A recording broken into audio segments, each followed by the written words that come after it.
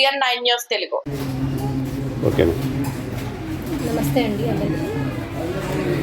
ఇవాళ రూపా garden restaurant తనిఖీ చేయడం జరిగింది. బేస్డ్ ఆన్ PGRSలో కంప్లైంట్ రావడం జరిగింది. సో దాని మీద మనం ఇన్స్పెక్షన్ కండక్ట్ చేసాము. ఇవాళ కిచెన్ ప్రిమిసెస్లో అన్హైజీనిక్ కండిషన్స్ నోట్ చేసాము. అలానే డ్రైన్స్ ప్రాపర్గా మెషెస్తో కవర్ చేయలేకపోవడము, ఇలాంటివన్నీ ఫైండ్ అవుట్ చేసి ఫ్యూ నాన్ కాంప్లైన్సెస్ కింద నోట్ చేయడం జరిగిందండి. సో దాని బేస్ మీద మనం నోటీస్ ఇష్యూ చేశాము. అలాగే Roopa garden restaurant 1 year 6 months 7 months అవుతుందండి. రెన్యువల్ చేయించుకోలేదు.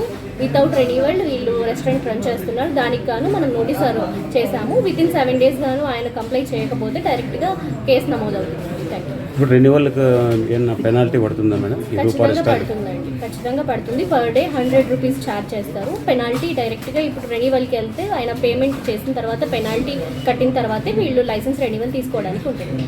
మీరు ఏమైనా యాక్షన్ తీసుకుంటారా మేడం ఇప్పుడు రూపా రెస్టారెంట్ మీద?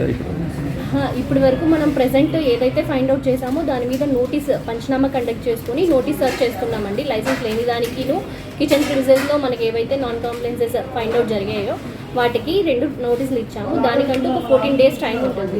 అలానే ఆయన మెయింటైన్ చేస్తూ మార్చుకోలేని పక్షంలో మనము కేసు ఫైల్ చేసి జేసీ గారి దగ్గర ఫైల్ చేయడం జరుగుతుంది. ఆయన ఇంపాక్ట్ ఈయన చర్యలు తీసుకుంటారండి తదుపరి.